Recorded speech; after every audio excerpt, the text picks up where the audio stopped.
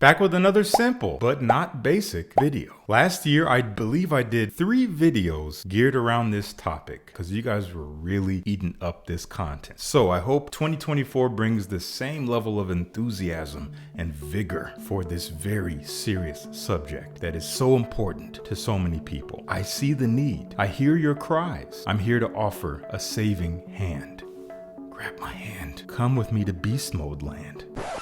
Why do I make videos? So yeah, I know a lot of you guys want your fresh fragrances to last a long time. I know not all of you need beast mode, and I'm grateful for that because everything doesn't have to be strong, and it can be a lot to ask for from fresh fragrances for them to be super strong performers. However, they are out there, they exist. Not all the fragrances I'm going to talk about in this video would necessarily be deemed beast mode by every single one of you guys. It is honestly a little bit relative, but I do believe that many of them will last longer than you need them to. And I think longevity matters so much more if we're going to talk about performance than projection or sillage. Honestly, how do you truly measure those things? Please tell me. Let's hear the science. Now, of course, I can't make any guarantees for you about performance because performance is not a quantifiable feature of fragrances, and it will definitely not be the same for every user. It is simply a subjective variable, even a byproduct. The way it is the way it is. That's how it comes out the other side. No matter what the perfumer throws into it, your skin and your nose is going to dictate the final experience. So yes, while this title is emphasizing the idea of strength, I encourage you to not buy these fragrances simply because they're strong or could be strong. Get them because their scents sound interesting to you. That should go without saying. Why? Well, if they do happen to last like 12 hours on your skin, happy day, I think you'd want them to be remotely interesting if you have to live with them all day long, right? Right. These 8 fragrances are here because they smell amazing to me in different ways, and they also all happen to have great longevity for me. They will all be fresh in a variety of ways, so they'll be perfect for the upcoming warmer months here in the Northern Hemisphere. So let's dive right into it. These are really in no order other than I'll be talking about some of my most frequent features first, fragrances that you've seen on this channel, and then as we progress through the list, I'll get into some lesser discussed options. First up here, one of my absolute favorites from Argos. If I had to pick a top 3, this would be in the top 3 every single time. Brivido, Della Caccia. And this one will not be for everyone. It has a very strong scent personality, and that's what I love about it. It doesn't smell like a blend of many other things. It has a face that you can recognize. This is sharp green smoky leather with juniper berry and mate tea. So there is this herbal quality that is very green. There is a sharp freshness to it from that juniper berry, and there is the smoky leathery quality that envelops all that and creates the foundation. Even a touch of sweetness as it dries down, very mild on the skin. It smells distinguished. It smells kind of alluring in an odd way. It's also something that you can wear for just about any occasion if you love it. It has this odd versatility to it. You'll probably see in the bottle that it doesn't look like there's much missing, and that's because I also have a little 30 milliliter bottle that I've worn much more than this because I've traveled with that one. As usual, use the code FRESH10 at Argos to save 10% on any purchase. I recommend getting a discovery set. They have a wide variety of fragrances now, so check them out. Up next is my scent of the day. I hadn't worn this in some time. It's probably been at least 6 months since I reached for this one, and I was reminded of how much I love this, and also reminded of, man, this stuff is actually kind of strong. It's easily been on my skin 8-9 hours. I'm still getting wafts around me. It's definitely still on this shirt. It has been enrapturing me all day. I love the way this makes me feel. This is from Narciso Rodriguez, Bleu Noir,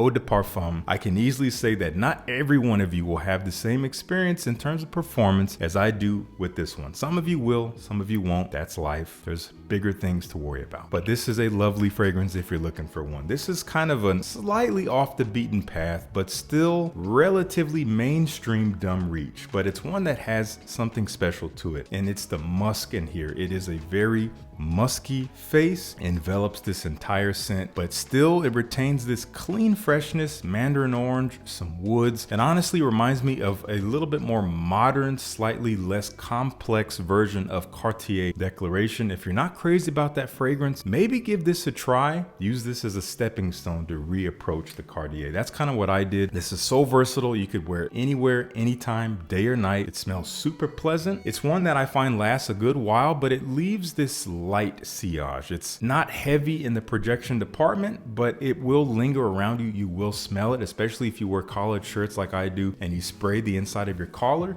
You're going to be smelling it radiating pretty much the whole day. Amazing scent for being relatively simple. Narciso Rodriguez, Bleu Noir Eau de Parfum. I've been talking about this one quite a bit lately. It's new to my collection and it's made its way into several lists. It will continue to do so because it's a great summer fragrance. Summer is upon us really soon, so I'll be talking about it more because I'll be wearing it. From Kenzo, Homme Marine. Simple fragrance, but done really well. This is a floral aquatic that still smells masculine. The floral in here is ylang ylang, which gives it this slightly banana tropical fruity feel. And that is blended with salty aquatics, maybe a little bit of this metallic feel, maybe a little bit of leather or something like that. It's very simple. It doesn't evolve a whole lot on the skin, but it's something that just smells great in the sun. It's definitely a casual scent profile, but it doesn't smell cheap. I love that it smells like it has some quality. There's some thought behind it. Quentin Beach did a phenomenal job composing this fragrance for being simple, but with depth, and definitely a great performer. Kenzo Homme Marine. For me, this fragrance is a little bit of a sleeper beast. And what I mean by that is I did not expect it to perform the way it does when I first sprayed it. This stuff persists. It's never going to give you up. It's never going to let you down. Is that still a thing? From Clive Christian, Town and Country. I've also been talking about this little red bottle more than once over the past several months. This stuff swept me away. It's simple, but it's also really awesome. It smells so refined. It smells like a very particular type of sophisticated gentleman. You walk with maturity, sophistication, confidence. It doesn't mean you're old or older. No, that's not what I'm talking about here. You just have a certain demeanor to you, the way you treat people, the way you walk into a room.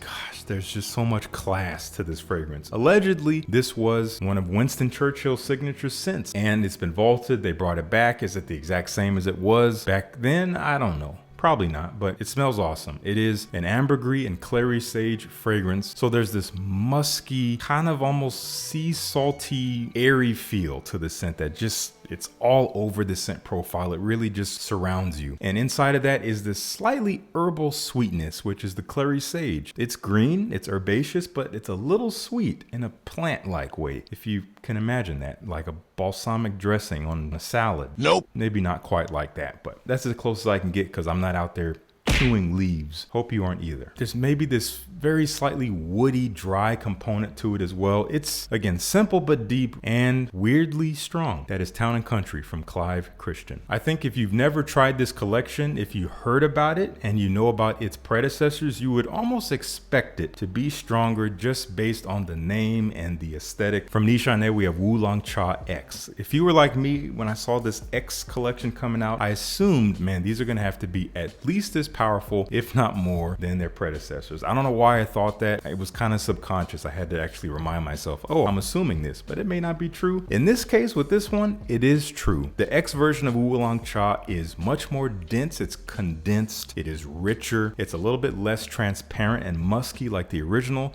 which brings citrus and tea and musk in this very light, airy way. This is much more, as I said, condensed. Magnolia flower adds a density to it. It's this waxy floral that just smells beautiful. It's an opulent freshness, still with a little bit of citrus, still with that tea, but it's just richer, definitely more long lasting for me. It's a fine, fresh fragrance to consider for the warm months, honestly, for any time of the year, maybe more so than the original because of its presence. And if you love it, it could be a signature scent. That is Wulong Cha X. I definitely recommend sampling this. I'm going to have a link down below to this and everything in the description if you want to check anything out. Up next, from an indie house based up in Canada. Definitely don't see much of this house talked about. I've talked about him several times on the channel, and I'll continue to talk about this one at the very least into the summertime. From Untamed. This is called Salish Sea. This is a beautifully artistic yet wearable fragrance. It does smell like salty sea air. A little bit of a green, seaweedy woodsy feel. I feel like there's fur in there. There's a pervasive green quality, green sea. Salty, as I said, like mineral, woody, a little bit smoky and dry, but also still oceanic and wet, so to speak. It's beautiful. It's really a fragrance that kind of takes you away. It might capture the senses. It might transport you elsewhere. It's a fragrance you wear for you, but again, it smells very pleasant. It's an easy wear, definitely not a slouch. Extrait de parfum here. It's intended to